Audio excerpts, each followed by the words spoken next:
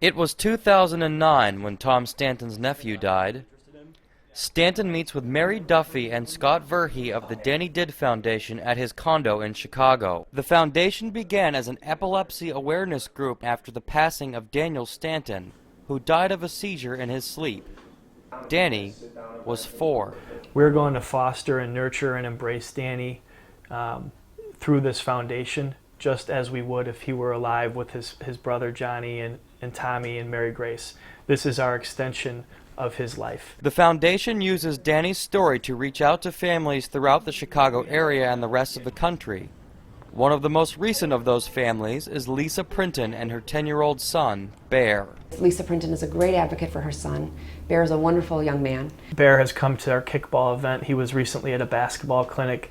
They've come to different things, and every time I see Bear, I smile because he is a kid that reminds me of Danny in the way that he embraces the people around him. Now I'm here at Maple Park in Willamette, where Printon and her 10-year-old son Bear come after school to play, although more often in summer than winter.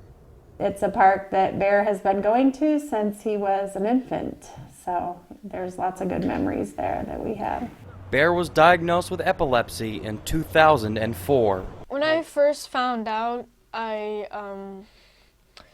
when my mom told me, I was kind of surprised. When he was born, he was without oxygen for a period of time, so he did have seizures immediately after birth. Bear became seizure-free until about the age of 2.5.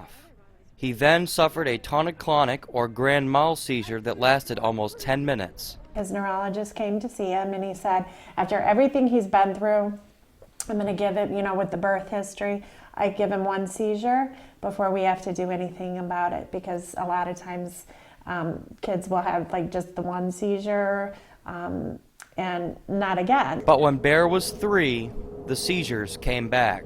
He started having repeated seizures and they were lasting for longer periods of time.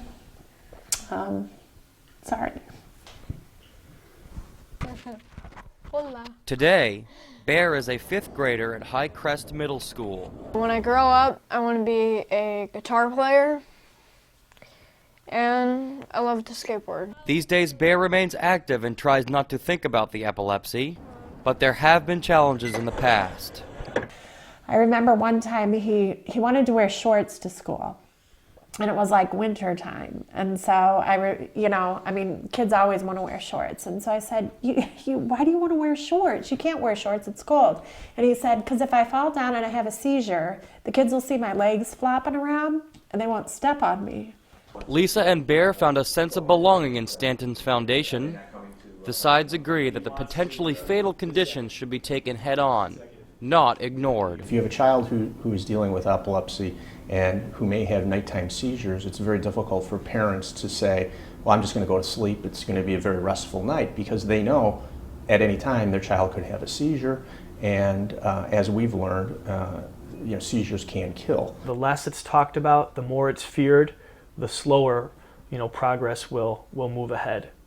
And that's one of the things we're trying to help change. I find it frustrating that little young boys like Danny Stanton are still losing their lives to seizures.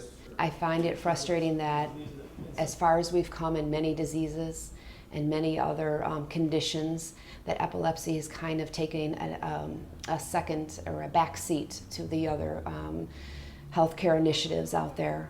The foundation gives Printon and others a chance for activities, medical therapies, and a voice among those affected by epilepsy.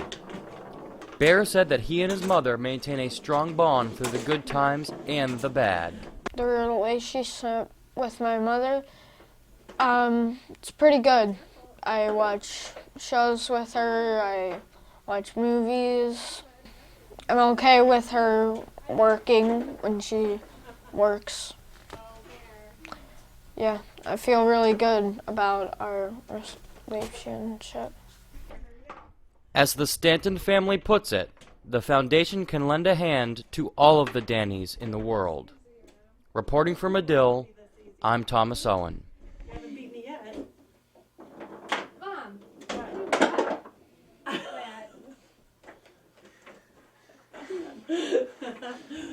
Oh, sorry, Bear.